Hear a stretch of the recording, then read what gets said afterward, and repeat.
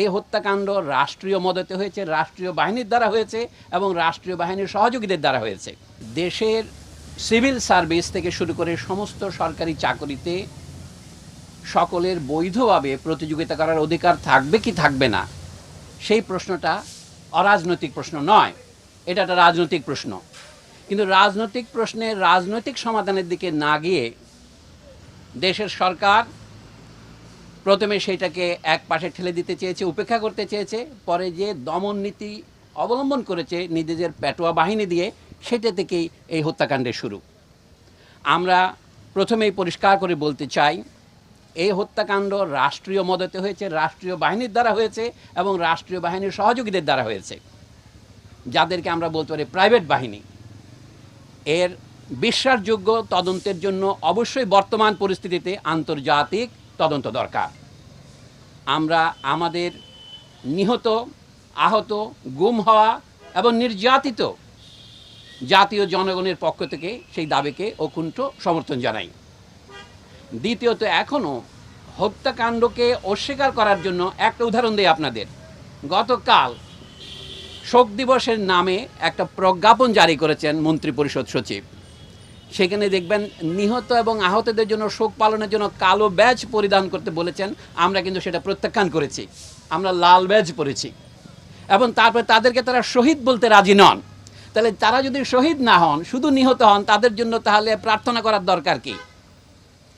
এটা হচ্ছে একটা নয়, এই ধরনের অজস্র সবিরোধ আপনারা পাবেন। সরকার এখন এই হত্যাকাণ্ডকে জায়েজ করবার জন্যে যে অজুহাত ব্যবহার করছেন, যে তারা মেট্রো রেল স্টেশনে হামলা করেছে, সেতু ভবনে হামলা করেছে, অথবা বাংলাদেশ টেলিভিশন ভবনে হামলা করেছে। আমাদের জ্ঞানী বিশ্লেষকরা, যেমন ব্রিগেডিয়ার জেনারেল শাখাওয়াত হোসেন, তার পরিষ্কার করেছেন এইগুলিকে বলা হয় কি পয়েন্ট ইনস্টলেশনস, কেপিআই। এগুলি রক্ষার জন্য সরকার কোনো পূর্ব ব্যবস্থা গ্রহণ করেনি, অথবা করলেও যথাযথ ব্যবস্থা গ্রহণ না করার ফলে এর দায় কে বহন করবে? তাদেরকেই বহন করতে হবে। আর যেখানে গুলি হয়েছে, ধরুন প্রথমেই আবু সাইদ যেখানে নিহত হয়েছে রংপুরে, সেখানে কোন কেপিআই আক্রমণ করেছিল তারা? এখনও সরকারের সর্বোচ্চ মহল থেকে বলা হচ্ছে যে আমাদের উন্নয়নের প্রতীকগুলোকে ধ্বংস করার জন্যে আমাদের রাজনৈতিক বিরোধীরা এই আন্দোলনে ঢুকে পড়েছে। কথাটা যদি ধরে নেই, যুক্তির খাতিরে সত্য হই, তাহলে বলতে হবে দেশের মানুষ এটাকে সেই মুহূর্তে সমর্থন করলো কেন? ধরুন মিরপুর 10-এ অথবা অন্যান্য যে মেট্রো রেলে আক্রমণ করলো কেন? আমাদের দেশের অথবা যে কোনো ঔপনিবেশিক দেশের ইতিহাসের সাথে যারা পরিচিত, এমনকি ইউরোপের দেশের ইতিহাস যারা পরিচিত, তারা জানেন মানুষ যাকে ক্ষমতার দম্ভের প্রতীক মনে করে সেটাকে হামলা করে। সরকারের লেজিটিমেসির একমাত্র দাবি হচ্ছে, বৈধতার একমাত্র দাবি হচ্ছে আমরা উন্নয়ন করেছি গত 1.5 দশকে। আইয়ুব খান সাহেবের 1 দশক ছিল, এখন শেখ হাসিনার 1.5 দশক হয়েছে। এই উন্নয়নকে মানুষ যে প্রত্যাখ্যান করেছে, সেটা দেখা যায়। ঢাকা শহরের সমস্যাটা কী ছিল? গণযোগাযোগ ব্যবস্থার একটা বৈজ্ঞানিক পদ্ধতি, পাবলিক ট্রান্সপোর্টেশন সিস্টেম, সেটা দিয়ে মেট্রো রেল দিয়ে সেটার সমাধান হবে না। তাদেরই প্রকাশিত তথ্য অনুসারে এটা যখন সম্পূর্ণ চালু হবে, তাকে মাত্র 9% লোক একে উপকার পাবেন। কাজে এইটাকে প্রতীকী করে দেশের সমস্ত বাজেটের টাকাকে এক হাতে নিয়ে যাওয়া, এই ম্যান্ডেট কে দিয়েছে? এটা জনগণের সাথে আলোচনা করা হয়েছে। সুতরাং মানুষ যখন তথাকথিত উন্নয়নের প্রতীকগুলিকে আক্রমণ করে, সেটাকে আপনি প্রথমে মনে হবে দুর্ঘটনা, কিন্তু না, এর পেছনে একটা কারণ আছে। আমরা বলেছি সরকারকে ক্ষমা চাইতে হবে, এখন সেই পর্যায়ে পার হয়ে গেছে। এখন জনগণের পক্ষ থেকে ক্রমশ ধ্বনি উঠবে। এই সরকারের ক্ষমতা থাকার অবস্থায় আপনারা কি কেউ বিশ্বাস করেন তারাই ন্যায় বিচার করতে পারবেন? তারাই হত্যাকাণ্ডের বিচার করবেন না, কারণ তারা নিজেরাই হত্যাকারী। তো আপনি হত্যাকারীর কাছে কি করে হত্যাকার চাইবেন? যারা নিজেরা রাজাকার, তারা অপরকে বলে রাজাকার। পৃথিবীতে এর চেয়ে বড় পরিহাস আর কি আছে?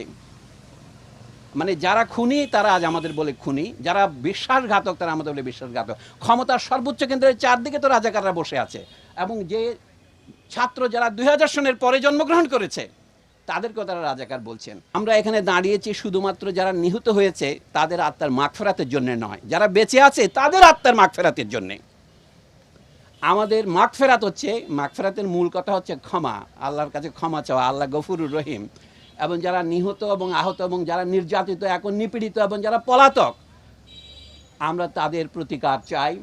এবং তাই প্রতিকার সম্ভব হবে যখন দেশের সমগ্র জনগণ ওদের মতোই বেরিয়ে আসবে।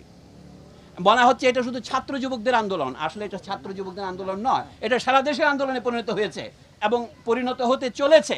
আন্দোলন বন্ধ হয় নাই, আন্দোলন বন্ধ হবে না। আমরা আজকে শিক্ষক হিসেবে দাঁড়িয়েছি, কিন্তু আমরা শিক্ষকতার বাইরেও আমাদের সামাজিক ভূমিকা আছে। আমরা তো ভোটারও বটেই। এবং সবচেয়ে আমি একটা আত্মসমালোচনা করব, আমরা আমাদের যথাযথ ভূমিকা পালন করিনি। একটা কথা আপনাদের বলি, আমাদের একটা ধারণা ছিল বেসরকারি বিশ্ববিদ্যালয়ের ছেলে মেয়েগুলো ফার্মের মুরগি, ওরা রাজনীতি করে না, এটা ঠিক ওদেরকে রাজনীতি করতে দেওয়া হয় না, উৎসাহিত করা হয় না। আজকে আমরা অবাক হলাম যখন সরকারি বা পাবলিক বিশ্ববিদ্যালয়গুলিতে সরকারি বাহিনীর হামলার ফলে সাধারণ ছাত্ররা জেগে উঠলো তাদের বিরুদ্ধে। তারা যখন পরাজয়ের মুখে, তখন তাদেরকে সরিয়ে নিয়ে রাষ্ট্রীয় বাহিনী ঢুকিয়ে দেওয়া হলো এবং তখনই দেখা গেলো আন্দোলন ছড়িয়ে পড়লো। শুধু কি ঢাকার প্রাইভেট বিশ্ববিদ্যালয়গুলিতে না, সারা দেশেতে ছড়িয়ে পড়লো। মানব জাতির ইতিহাস যদি দেখেন, আসলে কি মানুষ যাকে যে যুগকে আমরা আদিম যুগ বলি, মধ্যযুগ বলি, তার তুলনায় আমরা কি বেশি সভ্য, বেশি সদয়, বেশি দয়ালু, বেশি ভালোবাসাপ্রবণ হয়েছি? আমার সন্দেহ আছে। সেটা নিয়ে আজকে আলোচনা করার বিষয় নয়, কিন্তু আমি বলবো তারপরেও আপনার ভবিষ্যৎ প্রগতির জন্য নয়, আপনার আজকের জন্যেই আমাদের দাঁড়াতে হবে বুক বেঁধে।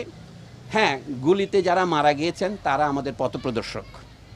আমাদের মধ্যে অনেকে আমরাও মারা যেতে পারি, আমরাও গ্রেপ্তার হতে পারি, সেটা মনে রাখতে হবে আপনাদের। আমরা বিশাল জনস্রোতের সঙ্গে আছি, কিন্তু আমরা ভেসে যাওয়ার জন্য আসিনি। আমাদের বুদ্ধিজীবী হিসাবে আমাদের আত্মসমালোচনার দরকার, আমাদের এই সমস্যার পুরো পুঙ্খানুপুঙ্খ ব্যাখ্যা করা দরকার। সংকটের উৎপত্তি কোথায় সেটাকে না গিয়ে সরকার এখন বলছে এই দল সেই দলকে নিষিদ্ধ করব। সেটা কিন্তু মূল সমস্যার কোনো হাতই লাগবে না, শুধু সমস্যাকে আরও বাড়াবে, আরও ক্যান্সারের সৃষ্টিপাত করবে। এই জন্য এখন যেটা দরকার, পুরনো কথা ধার করেই বলি, রাজনৈতিক সমাধান। রাজনৈতিক সমাধানের প্রথম পদক্ষেপ হচ্ছে বর্তমান সরকারকে নিঃশর্তভাবে ক্ষমা প্রার্থনা করে পদত্যাগ করতে হবে। এই পদত্যাগ ছাড়া নতুন কোনো রকমের ব্যবস্থা আমরা যেতে পারবো না। হয়তো এখন আমার কথা আপনাদের কাছে এখনো মনে হবে খানিকটা ইউটোপিয়ান, কাল্পনিক, কিন্তু আপনারা সেটা দেখতে যাচ্ছেন। আজ না হোক কাল হোক, যত দ্রুত এই অবস্থার পরিসমাপ্তি হয় ততই আমরা বিশ্ববিদ্যালয় খুলতে পারবো। আমরা লিখে দিচ্ছি শিক্ষার্থীরা গ্রেপ্তার কেন, অবিলম্বে মুক্তি দাও, সেটা আমাদের দাবি। আমরা বলছি বিশ্ববিদ্যালয়ে নিরাপদ শিক্ষার পরিবেশ ফিরিয়ে আনতে হবে, নাহলে আমাদের ছাত্রছাত্রীরা যদি আসতে না পারে আমরা কি পড়াবো, আমরা কাকে পড়াবো?